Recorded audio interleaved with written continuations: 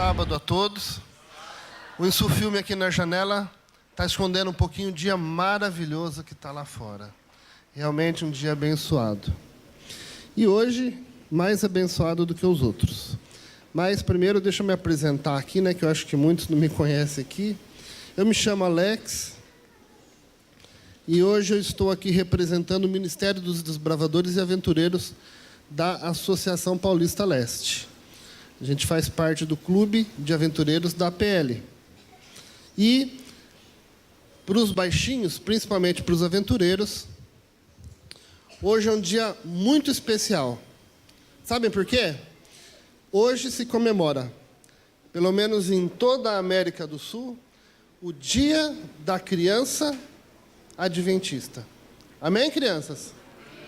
Ah, não. Criança não fala baixinho assim, não. Vamos de novo? Hoje se comemora o Dia da Criança Adventista. Amém? Ah, agora sim um amém de criança, hein? E além disso, o Ministério da Criança sempre anda de mãos dadas com outro ministério. E hoje nós estamos comemorando o Dia Mundial dos Aventureiros. Amém? Amém! O primeiro foi melhor. Mas é isso aí. Então, em todo o mundo hoje é comemorado o Dia Mundial dos Aventureiros. Gente, pode ser que eu confunda, que eu também sou desbravador, tá bom? Às vezes sai, né? Mas também eu sei que aqui na igreja também temos o Clube de Desbravadores Chamar, e que está aqui prestigiando, uniformizados e tudo, né? O Dia Mundial dos Aventureiros. Muito obrigado pela presença de vocês também. Se eu pudesse definir em poucas palavras o que é ser um desbravador ou o que é um clube de desbravadores, sabe como eu definiria?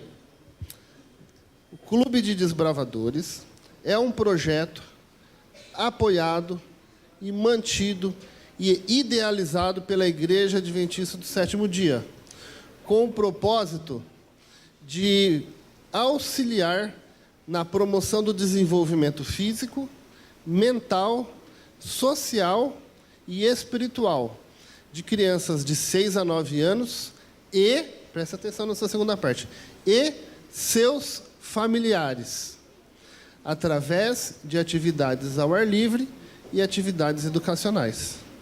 Pareceu bonito, não pareceu? Hã? Eu tenho certeza que alguém aí falou, nossa, mas que projeto bacana, né? Pois quero te fazer um convite.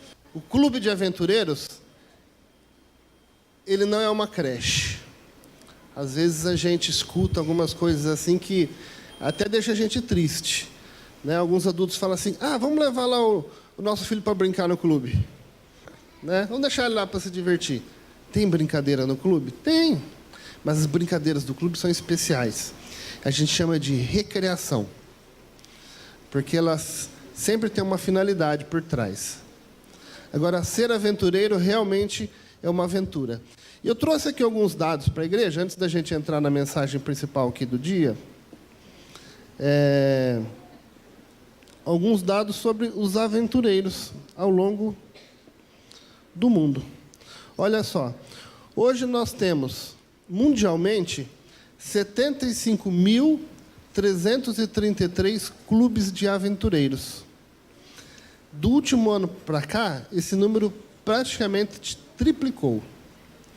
1.405.600 aventureiros. Só na nossa divisão sul-americana, 9.756 clubes de aventureiros. E crescendo, né? 198.424 clubes de aventureiros. E na nossa Associação Paulista Leste, quantos clubes de aventureiros a gente tem aqui? Eu fico aqui na segunda região, né? A Associação Paulista Leste é dividida em 8 regiões e a gente ajuda aqui, auxilia os clubes da segunda região. Mas, ao todo, a Associação Paulista Leste, ela tem 168 clubes de aventureiros. Amém? Amém. E sabe quantos aventureiros fazem parte desses 168 clubes? 3.466 aventureiros. Praticamente, para cada igreja, nós temos um clube de aventureiros. Levando em conta que são 168 clubes de aventureiros e 180 desbravadores, eu posso afirmar com uma pequena margem de erro que praticamente para cada clube de desbravador, a gente tem um clube de aventureiro. E que muitas igrejas não conseguiram formar o clube de desbravadores, mas tem como iniciativa principal ali um clube de desbravadores. Amém? E você está convidado a participar, junto com a direção aqui do Pintando 7, do clube de aventureiros desta igreja. Por quê? Mesmo que você não seja adventista, existe uma parte da direção do clube que se preocupa com você estar participando. Veja bem, não é um clube apenas para as crianças, mas é um clube para as crianças e para os adultos. A gente chama de rede familiar. E se houver um coordenador de rede familiar aqui, se não houver, pode ser o diretor do ministério pessoal, pode ser aí o ancião da área, mas nós estamos também preocupados com as famílias dos aventureiros. Até porque o clube, ele promove a união entre as crianças e a família, auxiliando nessas partes que eu falei: crescimento e desenvolvimento físico, mental, social e espiritual. Ok?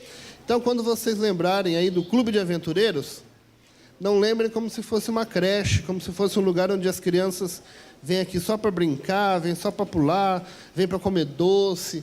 Mas não, aqui existe um propósito. Tá? E se a igreja apoiar este propósito, posso dizer com certeza que vai ser uma ferramenta muito importante e muito poderosa para o evangelismo. Porque aquele pai que não é adventista, e que às vezes nem cristão mas que traz o seu filho aqui e deixa o seu filho nas mãos da diretoria da igreja, é porque alguma empatia ele tem com o clube, alguma empatia ele tem com a igreja. E não são poucas as vezes que a gente se depara com pais que trazem os seus filhos no clube de aventureiros e depois procuram a gente dizendo assim: olha, vocês são tão organizados, é uma coisa tão bacana, tão legal, um projeto tão bom, que eu gostaria de conhecer mais a sua igreja. Olha que bom, que legal, né? Que interessante. Então, não percam o foco, né? Deus quer aqui que nós ensinamos as nossas crianças, mas essa é uma excelente ferramenta também para evangelizar. Ok? Vamos curvar as nossas frontes agora e vamos fazer uma breve oração inicial. Vou pedir agora para que o clube aqui... Eu sei que vocês pintam 7, tá bom? Mas nesse momento aqui é um momento que vocês vão ter que ter um pouquinho de reverência, a gente vai falar com Deus. É entendido? Sim, Senhor, não é assim? Vamos tentar? Atenção, clube de aventureiros, é entendido? Sim! Isso, então tá bom. Vamos fechar os olhos então e falarmos com Deus. Querido amado Pai, muito obrigado, Senhor, porque hoje é um dia especial, Pai. Comemoramos hoje o Dia da Criança Adventista e o Dia Mundial dos Aventureiros. Uma mensagem foi preparada em praticamente todas as igrejas da América do Sul. Esta mensagem está sendo levada. Que o Senhor possa abençoar esta igreja, que o Senhor possa falar através de mim e que o Seu Espírito Santo possa tocar no coração daquelas pessoas que vieram aqui hoje, Pai. Nos incomode e não nos deixe sair daqui da mesma maneira que aqui chegamos, Pai. Mas que nós saiamos daqui fortalecidos, que nós saiamos daqui preparados para a Sua obra e para a breve volta de Jesus. Isso é que eu te peço e te agradeço, em nome de Jesus. Amém. Se você trouxe a sua Bíblia, já deixa a sua Bíblia preparada. O aventureiro tem lá a Bíblia do aventureiro, né? Então, deixa a sua Bíblia preparada. Você já pode abrir a Bíblia ali no livro de Mateus, tá bom? E a gente vai conversar hoje sobre o livro de Mateus. Quando eu cheguei aqui hoje de manhã, não faz muito tempo, cheguei alguns minutos, eu procurei olhar assim, se tinha algumas câmeras de segurança.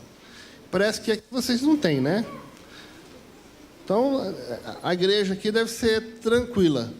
Na igreja que eu frequento lá, eu sou ancião da Igreja da Penha, e a gente tem ali várias câmeras de segurança, porque de vez em quando alguns miliantes resolvem fazer uma visita para a gente lá, né, e a gente tem a câmera de segurança lá.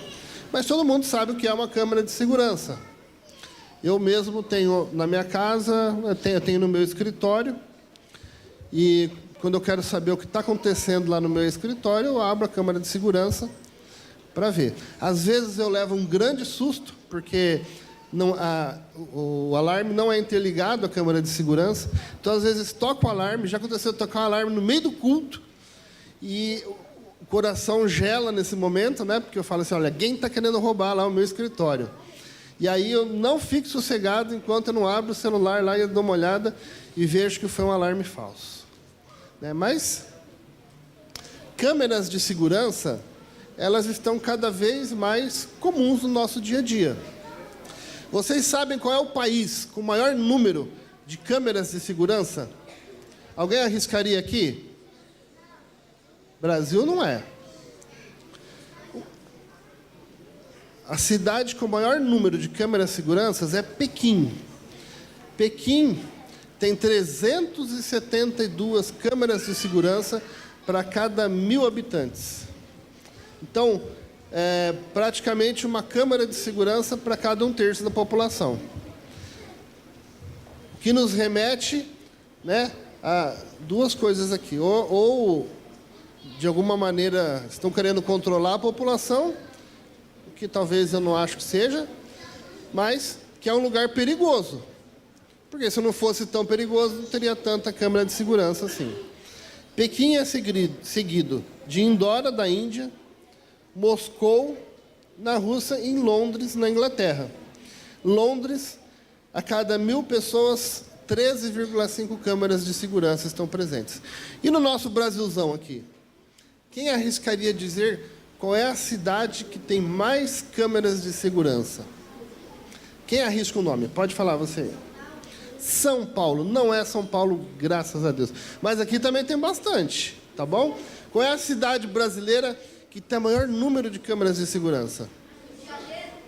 Rio de Janeiro. Acertou aqui, olha. No Rio de Janeiro, para cada 1.000 pessoas, existem 4 câmeras de segurança. Então, é a cidade no Brasil com o maior número de seguranças, pelo menos até o presente momento. Não é uma recomendação, mas eu acredito que alguns aqui assistiram já aquela série de filmes Velozes e Furiosos, né? Na série, um dos filmes, eu não lembro qual é o número, uma moça desenvolveu ali um sistema que ele consegue invadir todas as câmeras de segurança que existem. Basta estar ligado ali na internet e ela conseguia visualizar tudo, no mundo todo. E no filme, eles colocam um nome para esse sistema de conexão mundial aí com câmeras de segurança. Alguém já assistiu esse filme? Sabe o nome da engenhoca lá que fizeram? Não? Então eu vou falar para vocês não terem que assistir o filme, tá bom? Mas se chamava O Olho de Deus. Então, o Olho de Deus no filme lá era uma engenhoca que se conectava por satélite a todas as câmeras de segurança, e aí assim a pessoa que tivesse aquele controle tinha o controle, né, de visualizar tudo. Nós nos sentimos mais seguros quando a gente entra em algum lugar e a gente vê que tem câmeras de segurança. Mas existe uma câmera de segurança que é muito, muito mais poderosa do que aquela mostrada no filme. Eu citei o filme porque eu achei que era pertinente, e de todas as câmeras de segurança, aquela foi a a mais moderna que eu consegui encontrar, né? Ficção científica, lógico. Mas, na realidade, existe o olho de Deus. O olho de Deus é tão poderoso, que ele não vê apenas aquilo que você faz de maneira física, mas o olho de Deus, ele consegue acessar lugares que nenhuma câmera consegue. O nosso coração. Os olhos de Deus conseguem enxergar aquilo que está no nosso coração. Por isso que o tema dessa manhã é qual? Jesus sabe. O que mais? Como é que é, desbravador, aventureiros? Jesus sabe. Ele cuida de você. Está lá na porta da igreja, eu vi. Jesus sabe, ele cuida de você. Jesus só não cuida. Jesus, ele se preocupa com você. Então, se em algum momento da sua vida, tanto os adultos como as crianças, se você já se sentiu triste, já se sentiu solitário, se você já se sentiu assim como se ninguém prestasse atenção em você, saiba de uma coisa: você nunca está sozinho. E você nunca está desamparado. Porque nós temos um Deus que se preocupa com a gente. Diz um ditado que a situação nunca está tão ruim que ela não possa piorar. E esse mesmo ditado diz assim: se as coisas vão bem na tua vida, não se preocupe, não fique tão feliz, porque isso também uma hora vai passar. Mas, independente, se a situação da tua vida está boa, muito boa, esplendorosa, ou se você está passando por situações de conflito, e a gente passa, a gente sabe que viver nesse planeta, cada dia mais se torna um desafio para nós. Então, se você se sente assim, ou já se sentiu alguma vez, saiba que o olho de Deus e o coração de Deus está voltado para você. E Ele é o maior interessado em fazer com que você se sinta bem, em fazer com que você tenha felicidade. Na verdade, Jesus, ele faz um convite para você.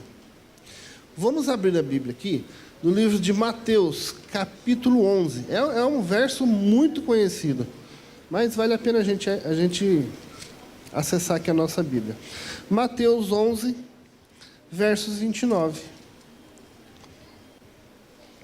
Versos 28, 29 e 30. Mas primeiro a gente vai se ater ao verso 28. No verso 28 de Mateus, diz assim: vinde a mim, todos os que estão cansados e sobrecarregados, e eu vos aliviarei. Você já se sentiu cansado, sobrecarregado? Você já se sentiu injustiçado alguma vez? Toda vez que eu faço a minha contabilidade do fim do mês, e eu percebo que o quanto eu ganhei não bate com a soma dos boletos que pagar, eu fico triste. E peço a Deus sabedoria para que essa situação se reverta. Mas, de um tempo para cá as coisas têm piorado na questão financeira. Já se sentiu injustiçado? Estou dando os meus exemplos aqui, tá bom? Mas eu sei que vocês têm, cada um passa o seu aqui. Eu não gosto, por exemplo, de quando eu recebo uma multa de trânsito, e eu não estou dizendo que eu não mereça receber essa multa de trânsito, mas vem às vezes uma multa de trânsito, e o limite de velocidade era 50 por hora. Passei um pouquinho mais de 50 por hora, mas vem lá. Limite de velocidade, 50 por hora. Limite verificado, 51 km por hora. Eu me sinto injustiçado, eu me sinto triste. Porque se realmente eu quisesse correr naquele momento, eu não ia passar 51 km por hora. Por que eu tenho que pagar R$200 porque eu passei 51 quilômetros por hora. Tem gente que passa quase 100 e paga o mesmo tanto que eu. Então, assim, não estou dizendo que é errado, né? Nem é essa discussão, nem esse é o foco, mas é como eu me sinto injustiçado, porque isso dói no bolso quando eu vou fazer o licenciamento do meu carro. Então, muitas situações que a gente passa mexem com o nosso emocional, mexem com as nossas emoções. E toda vez que mexe com as nossas emoções, mexe também com as nossas atitudes, com quem a gente é, com quem a gente faz. Eu atendi uma cliente essa semana que disse assim para mim: o mal desse mundo, a epidemia, a verdadeira epidemia, é a falta de tempo e a saúde mental. Eu trabalho com atendimento ao público e a gente vê que cada vez mais a saúde mental é algo que está em escassez. As pessoas se irritam por qualquer coisa, as pessoas brigam por qualquer coisa, e isso também tem influência nas nossas crianças. Essa semana, imagina você, foi fazer uma viagem, foi para o Nordeste, tem praias lindas lá no Nordeste, né? Você foi fazer uma viagem para o Nordeste. E aí, quando você resolve voltar para a tua casa, você descobre que você não tem mais casa. Você descobre que aquele sofá novo que você comprou, com tanto custo, já não existe mais. Você não tem para onde voltar. Tudo que você tinha, a água levou. Eu não consigo imaginar como é, né? Mas deve ser terrível. E com certeza mexe com a nossa mente e mexe com as nossas emoções. Essa semana eu recebi uma lista de crianças que se tornaram órfãs. Irmãos, mas não é uma lista com 2 nomes ou com 3 nomes. É uma lista que tinha, assim, aproximadamente uns 40 nomes, se não tinha mais, de crianças que ficaram sem os pais por causa do incidente que está acontecendo lá no Rio Grande do Sul. Como será que essas crianças vão se sentir emocionalmente daqui para frente? Né? Desamparadas. Será que isso não vai mexer com elas? Crianças, elas não sabem lidar com as emoções. Nós não sabemos. As crianças, pior ainda.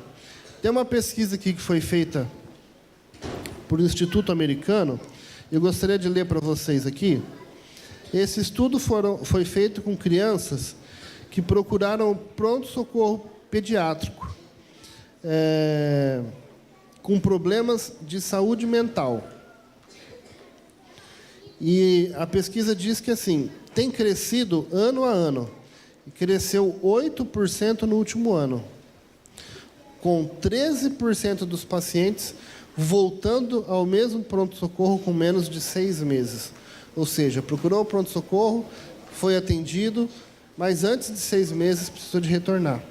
E vocês sabem quais são os motivos que levam essas crianças a procurarem um pronto-socorro psiquiátrico, pediátrico? 29% das crianças foram hospitalizadas por ideação suicida ou por autoagressões. Crianças que tentam tirar a própria vida. 10% tinham transtornos que afetaram o controle dos impulsos. Então, você fala com a criança não entende, não responde positivamente, não tem controle sobre as suas atitudes, sobre os seus impulsos. 10% apresentavam um transtorno de ansiedade. E, às vezes, a gente visita até uma escola ou outra aí, e a gente escuta notícias de crianças com síndrome do pânico, transtorno do pânico. Falta de ar, né, tremedeira e tudo mais. E qual é a preocupação que uma criança tem?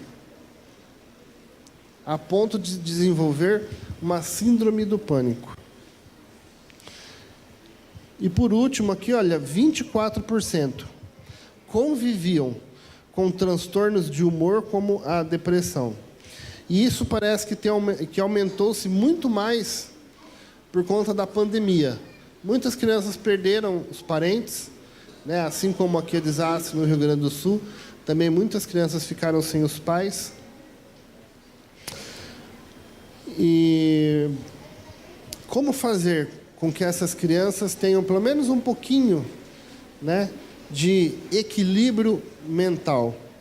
Um pesquisador aqui americano também, estudando como inspirar as emoções positivas nas crianças, ele chegou à seguinte conclusão: que a criança, para se desenvolver saúde mental, a criança precisa desenvolver vínculos de confiança. Então, ela precisa de encontrar pessoas das quais ela consiga depositar confiança. E definiu as emoções como sentimentos que nos fazem sentir, pensar e têm a capacidade até mesmo de mudar o nosso comportamento. As nossas emoções mudam o nosso comportamento. Mas o que isso será que tem a ver com o que a gente leu agora há pouco, né? Vinde a mim, todos aqueles que estão cansados e sobrecarregados, e eu vos aliviarei. A verdade é que nós temos nos esquecido de que a gente tem um Deus que fez uma seguinte promessa para a gente: nesse mundo vocês terão tribulações, mas tenham paz em mim. Tenham paz em mim. Quando eu penso nisso, eu imagino que Deus é como se fosse um outro local.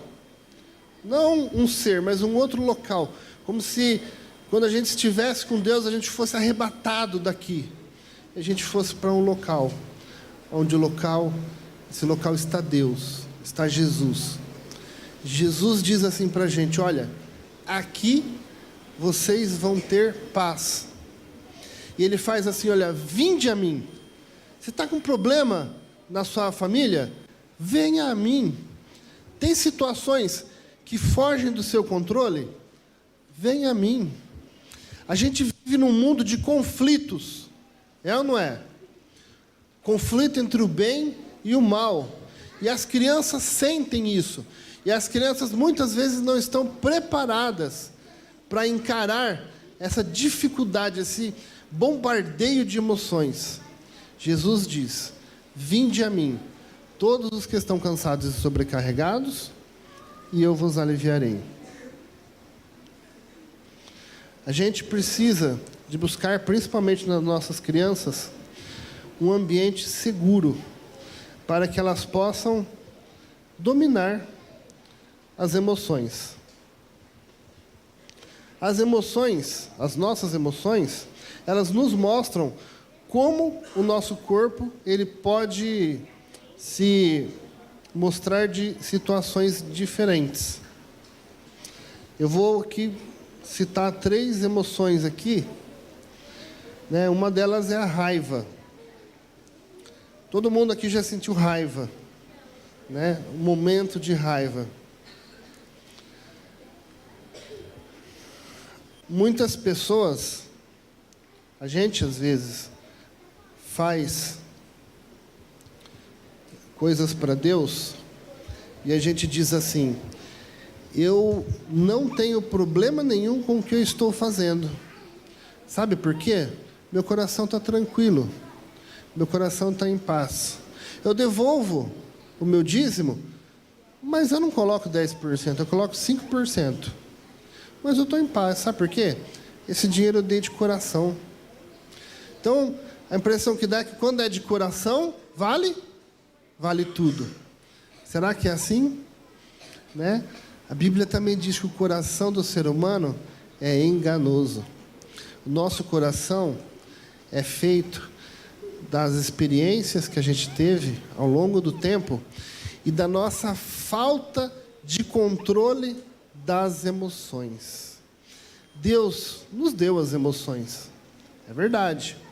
Mas nós não temos emoções para que elas possam controlar a nossa vida, para que as emoções ditem quais são as maneiras como a gente vai fazer aquilo que a gente precisa. Mas as emoções existem para que nós tomemos rédea da situação e nós tenhamos capacidade de controlar essas emoções.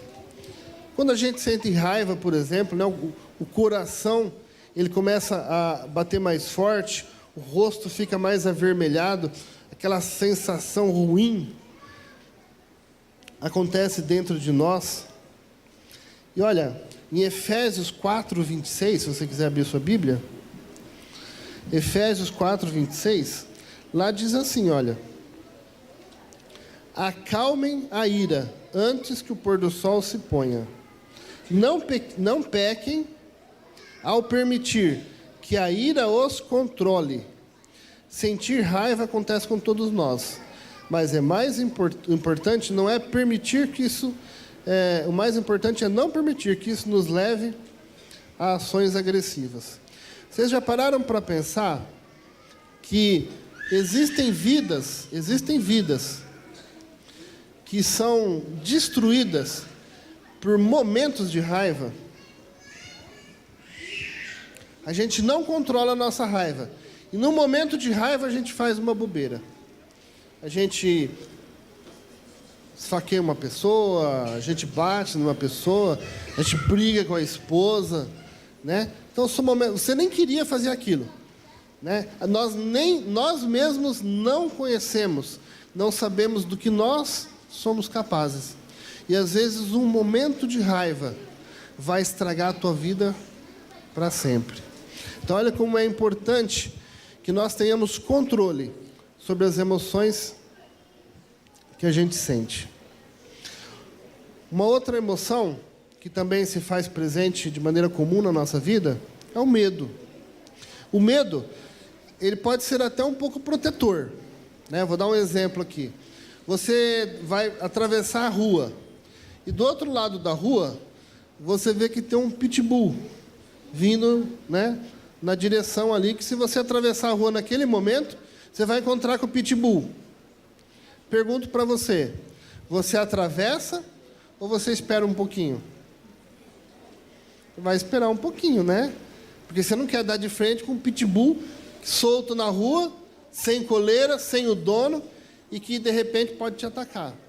Então você sentiu medo ali. O medo te protegeu. Quando a minha filha era mais nova, eu tenho uma filha de 10 anos, ela, um pouquinho antes, né, dos 10 anos, ela foi aprender a andar de bicicleta. E ela tinha muito medo de andar de bicicleta. Mas a gente comprou uma bicicletinha para ela lá, e eu segurava nela, né, no começo era com rodinha, depois tirou a rodinha, eu segurava nela assim, segurava no banco, na verdade, e corria com ela, né? E ela olhava para trás assim, e eu estava equilibrando ela, para ela, tudo bem. Tinha vencido o medo. Tinha vencido a emoção do medo. E isso aconteceu algumas vezes. Até que num certo momento eu falei, bom, agora eu acho que está na hora da gente deixar que ela ande sozinha. Então eu comecei a segurar aqui e aos poucos eu fui soltando.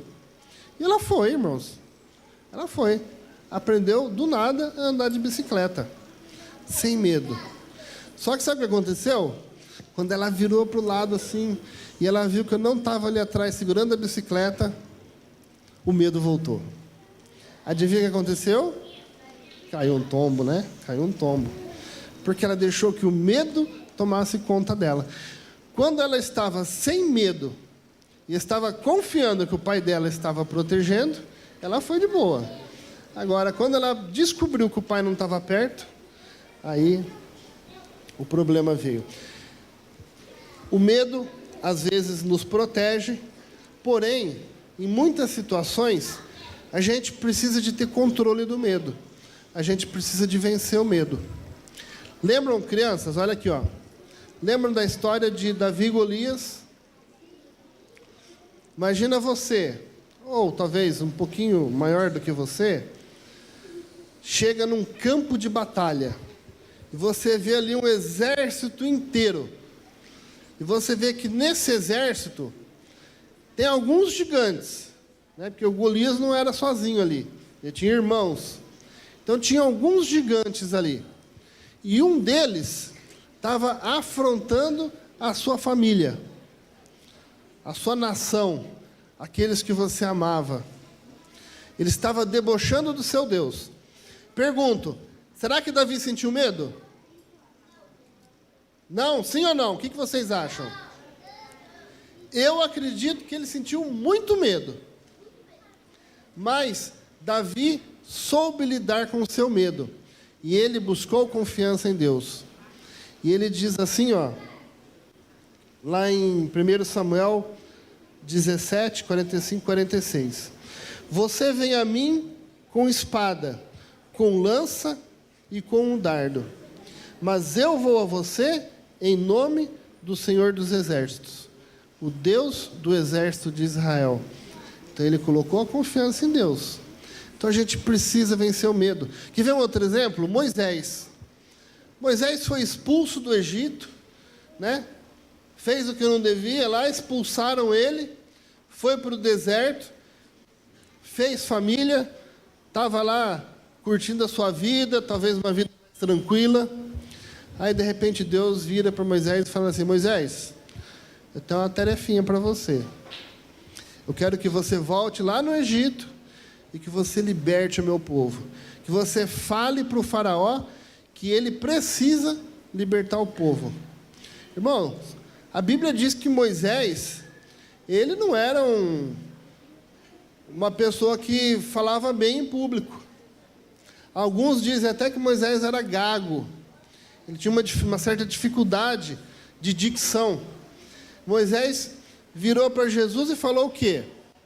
Ô Senhor Deus, mas eu? O senhor tem certeza? O senhor quer que eu volte lá para o Egito para libertar o seu povo? Nesse momento, vocês acham que qual foi a emoção que tomou conta de Moisés? O medo. Ele falou: não vou lá não. Mas Moisés teve que enfrentar o seu medo. E a gente sabe, né, como termina a história de Moisés aí. Às vezes a gente precisa ter medo, mas a gente também precisa estar sempre pronto a enfrentar o medo. Lá em Isaías 41, 10, Deus diz assim, ó, Isaías 41, 10, se você quiser seguir na tua Bíblia: não temas, porque eu serei contigo. Não te assombres, porque eu sou o teu Deus.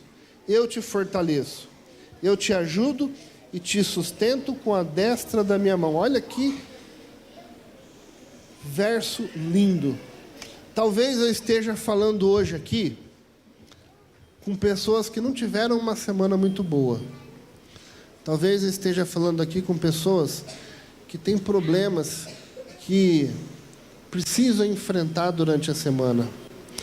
Talvez você esteja aqui na igreja hoje e o que te trouxe à igreja hoje é o problema que você vai ter que enfrentar na segunda-feira. Isso tira a sua paz. Você sabe que segunda-feira algo te espera. E você está sentindo ali a emoção do medo. Deus diz assim, olha, vinde a mim. Se você está cansado, se você está sobrecarregado, se você precisa de ajuda, vinde a mim. Não tenha medo. Confie em mim. E eu estarei contigo, né? Como diz aqui, o livro de Isaías.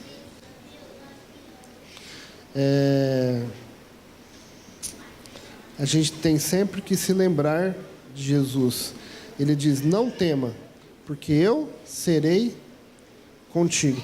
Mas a gente vive às vezes uma vida se esquecendo disso.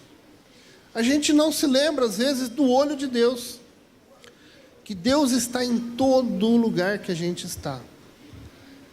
Que Deus, Ele falou assim, olha, se você me procurar, se você compartilhar os seus problemas comigo, eu vou te trazer paz. Não tema, porque eu serei contigo. Vinde a mim, todos os que estão cansados e sobrecarregados. E eu quero que você tenha uma vida uma vida mais tranquila. Um outro sentimento de emoção aqui, vou falar dos 3 hoje, é o amor. Sentimento mais bonito, né? Melhor do que a raiva e que o medo é o amor. O amor, segundo alguns autores, ele é expresso pela preocupação que a gente tem pelas pessoas.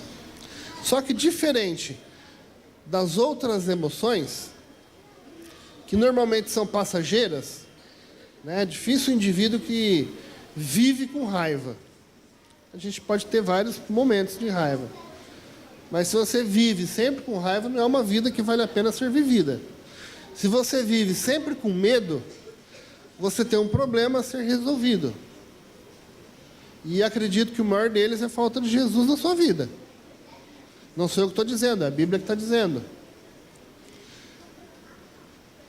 Então, o amor é um pouco diferente dos outros sentimentos. A gente não controla muito as situações que nos levam a amar. Alguns filósofos dizem que o amor é uma emoção, é um sentimento que acontece na nossa vida e a gente não tem controle da hora que ele chega, a gente não decide a hora que ele vai embora. Nós somos simples espectadores do que acontece na nossa própria vida.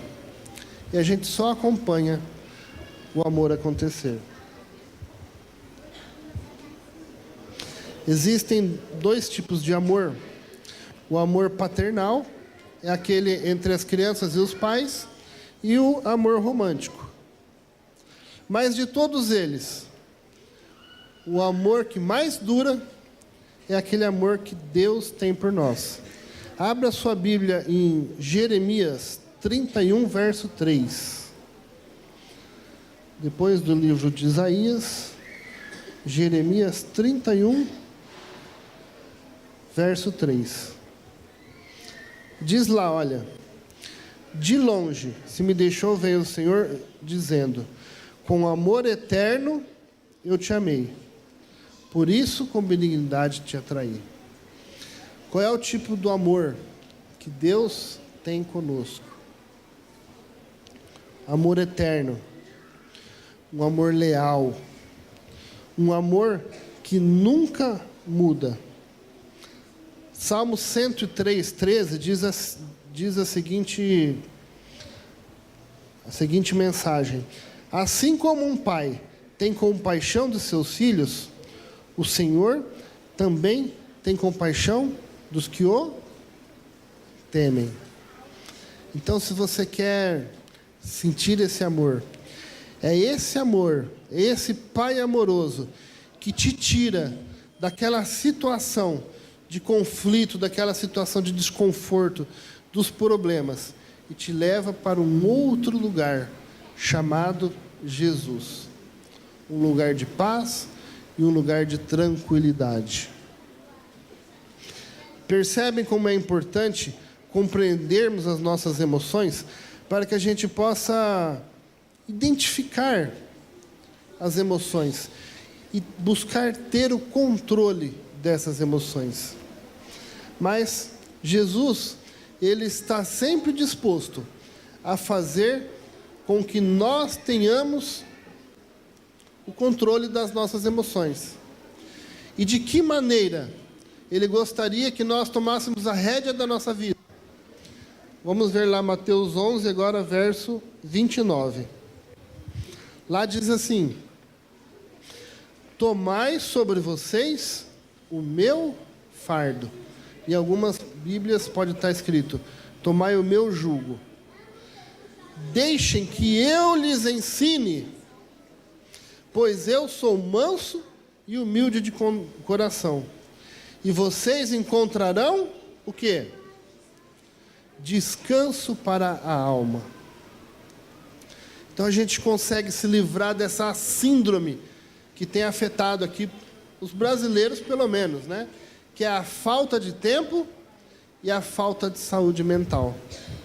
Aqui diz, olha, vivam da maneira como eu gostaria que vocês vivessem.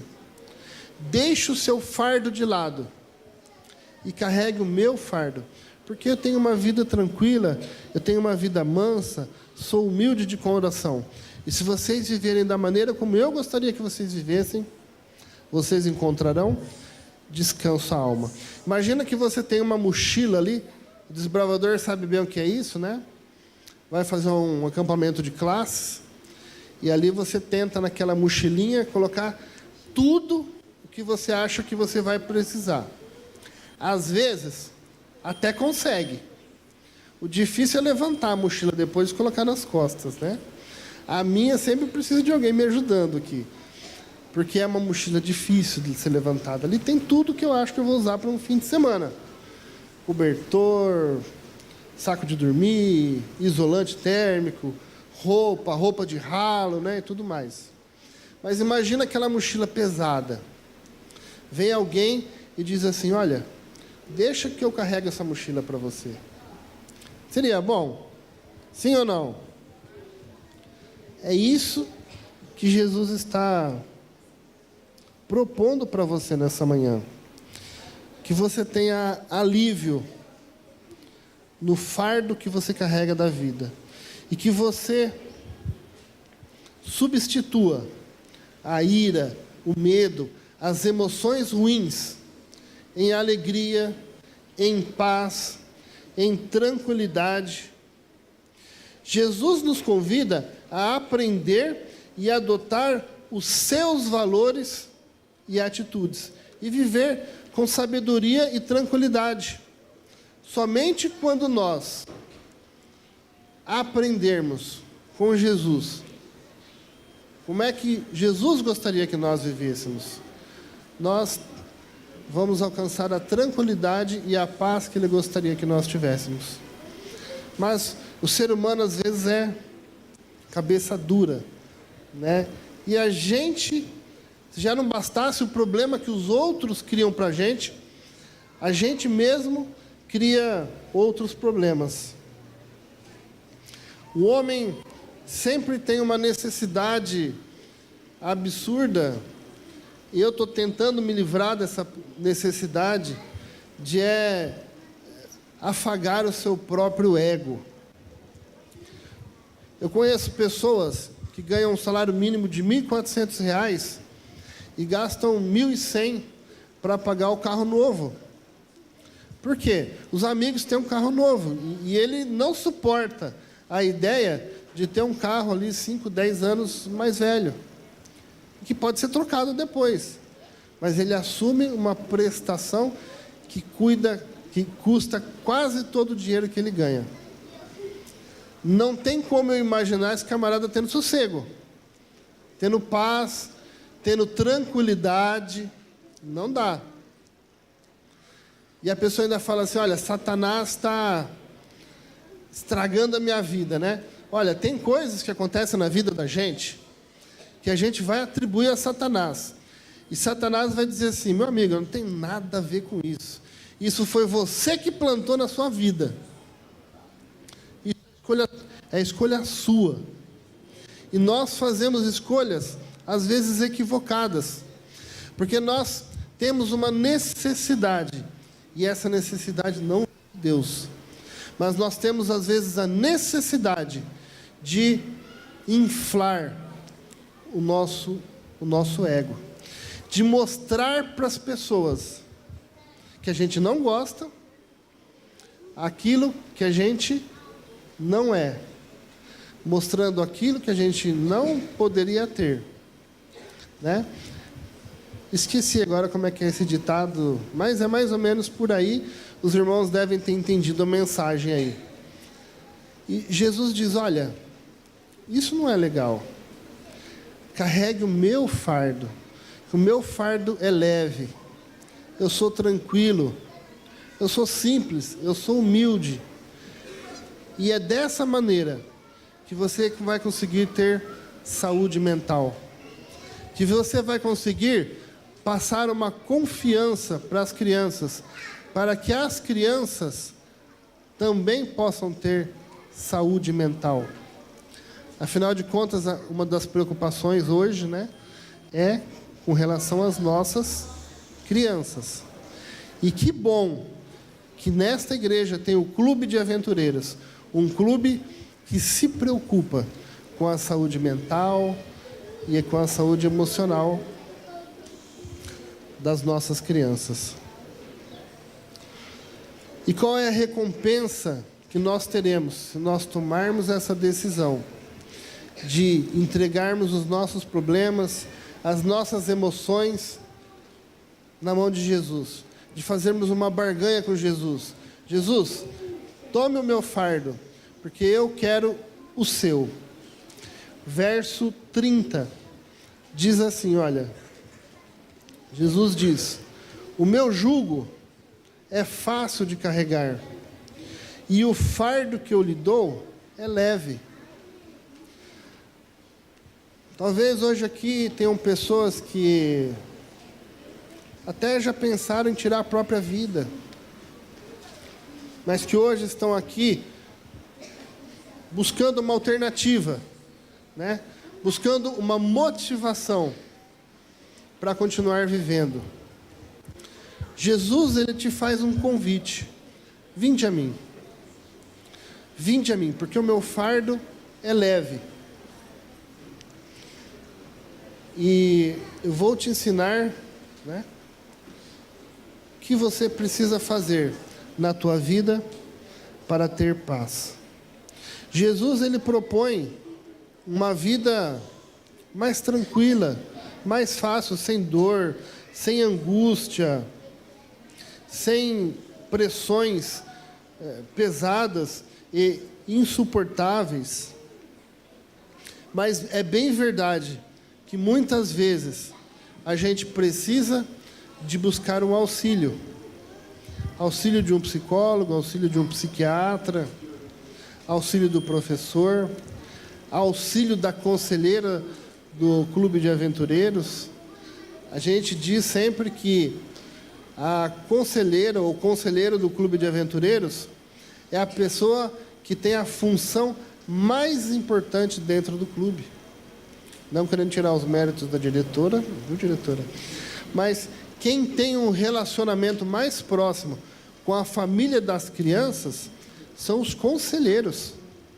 Então você é o instrumento de Deus dentro do Clube de Aventureiros para trabalhar com as famílias, com as crianças e com as famílias. O projeto dos aventureiros não é apenas para crianças de 6 a 9 anos, mas para trabalhar também com a família dessas pessoas. E se a gente levar em consideração o que Jesus quer nos dar, uma vida mais tranquila, é essa a promessa que ele faz da entrega. Jesus também tinha emoções.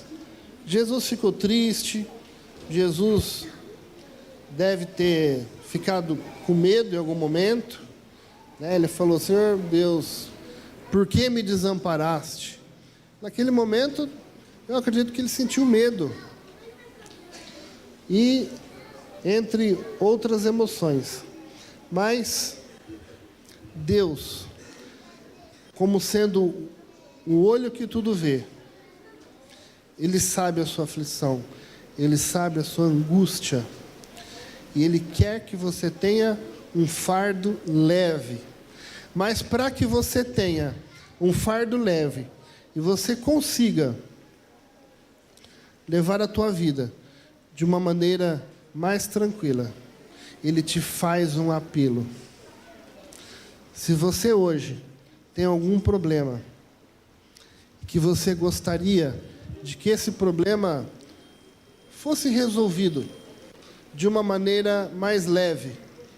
Quantos aqui, eu já passei por isso muitas vezes, tive um problema para resolver, na minha cabeça esse problema era quase impossível de ser resolvido, ou era chato, né? Tem problemas que a gente fala assim: olha, hoje eu não estou com cabeça para fazer isso, vou fazer outro dia. Aí chega no outro dia eu falo: não, isso também não vou fazer hoje. É um problema que você tem que enfrentar, mas que você não quer enfrentar. E aí chega um certo dia que é inevitável, você pega e fala assim: bah, hoje eu vou ter que fazer isso, não tem jeito. Você foi lá, talvez uma ligação, talvez uma conversa com alguém, e em questão de 3 minutos, você resolveu o problema. Já aconteceu com vocês isso? Comigo acontece até com uma certa frequência. A gente não quer fazer, não quer ir atrás, não quer resolver. E a gente sofre muito mais esperando, né, resolver o problema do que resolvê-lo. Mas se você está aqui hoje, se você tem problemas na tua vida, e eu tenho certeza que a maioria aqui tem, se você está sentindo que o teu fardo está pesado, se você já começou a tomar remédios para controlar as emoções, existem pessoas que vão tomar remédio para controlar as emoções, talvez a vida toda, porque em muitos casos isso já se tornou um problema de saúde, já se tornou patológico. Assim como tem pessoas que tomam problema de pressão, tem pessoas que tomam remédio para pressão, pessoas que tomam remédio para diabetes. Hoje nós temos pessoas que tomam remédio para ter uma saúde mental. Não tem nada de errado quanto a isso. Pelo contrário, nós devemos identificar os profissionais, as pessoas, os educadores, que estão dispostos a aliviar, de certa maneira, o nosso fardo. Mas se você está aqui hoje e você sente que o seu fardo está pesado, se você está aqui hoje e você sente que parte do seu problema está sendo transmitido para as crianças que infelizmente não conseguem controlar as suas emoções, eu tenho um apelo a fazer para você nessa manhã. É o mesmo apelo que Jesus faz para você. Ele diz assim, olha, vinde a mim, todos aqueles que estão cansados e sobrecarregados, e eu vou te aliviar. Porque o meu fardo é leve, o meu fardo é tranquilo de ser carregado. Eu tenho uma vida simples, sou humilde, tenho amor, estarei com vocês sempre. Então, levem o meu fardo, que ele é mais leve. Deixe que eu o ajudo. Amém, irmãos? Que a gente possa ter essa mensagem sempre presente no nosso dia a dia. Agora as crianças aqui do Clube Pintando 7 têm uma mensagem musical para a gente, encerrando aqui o nosso culto desta manhã. Então pode subir aqui à frente. E em seguida faremos aqui a oração final.